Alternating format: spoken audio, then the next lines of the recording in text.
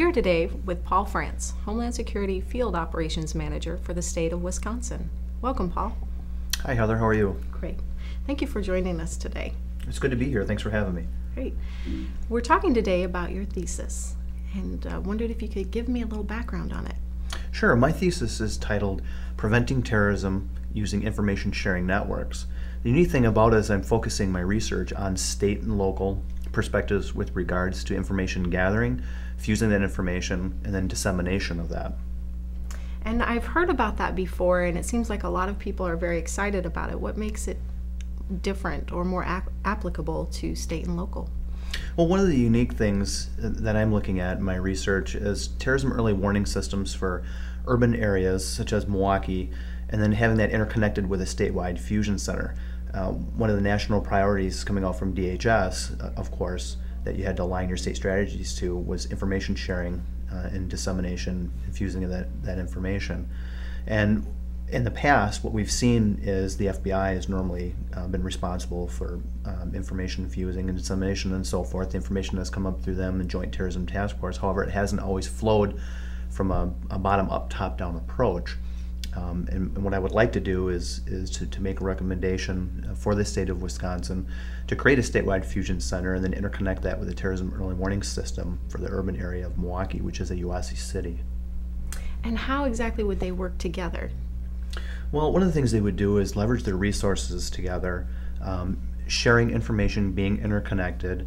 It would be in all crimes, all hazards, both the State Fusion Center and the Terrorism Early Warning System. The unique thing about the TEW is it would continue to leverage resources on a local perspective, bringing in a multidisciplinary approach with fire and public health, epidemiology, veterinary, and what's unique about the state of Wisconsin, we would include agriculture in that as well. Great. And who benefits from the research that you're doing here, meaning your thesis? Well, a lot of agencies would benefit. Kind of the mystique about information sharing is it's not only law enforcement related, and that's kind of what the average person would think of when you talk to them about information sharing and so forth and intelligence. They start thinking, FBI, CIA, and covert operations and so forth. But I must say that when we look at it from a multidisciplined, multi-agency approach, those that would benefit, again, would be fire, in addition to law enforcement, public health, again, the medical area, hospitals, agriculture, veterinarians, and right down to the local level as far as the local citizen as well. And when information gets disseminated out and pushed right down to the local person, it would make them aware to different situations, things that are odd and so forth through generalized training, and it would give them a contact number where to turn to rather than calling 911.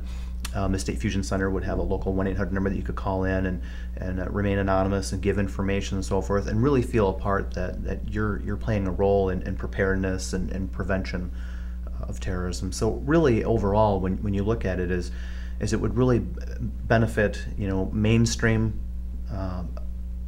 public safety agencies, as well as private partnerships as well, and through the Infrastructure Liaison Officer Program, the ILO program in the private sector, and getting them involved in the different loss prevention programs, different private agencies and so forth, and having them participate in the Terrorism Liaison Officer TLO program. One of the most interesting parts of your proposal is that you're going to co-locate the different agencies so that they can work together on a day-to-day basis. Can you expand upon that and how it'll benefit everybody? What we're trying to do is break down the barriers between the public safety agencies and really approach this from a multidisciplinary effort.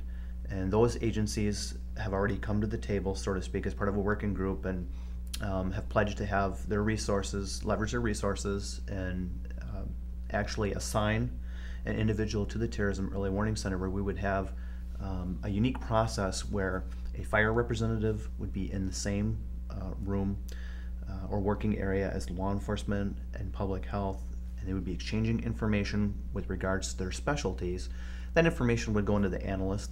The analyst would then fuse that information, and again from a bottom up, and then after being fused, then information would be disseminated out to the proper people and proper agencies with regards to their respective areas and expertise. Have you seen this done anywhere else? Well, my research so far, my preliminary research, has led me to Los Angeles, the LATEW, Terrorism Early Warning System, which is rather unique and has been up and running in operation for several years now and has become somewhat of a model for the U.S. So I'm taking a look right now at their success and some of the things that they've done with regards to operations and setting up their terrorism early warning system. It's somewhat of a flexible system, and it looks like it really is a unique approach that can be adaptable to an individual city with respect to their geographic location and or size. Well, thank you so much for being with us today. Thank you, Heather. It's nice to be here. Appreciate it.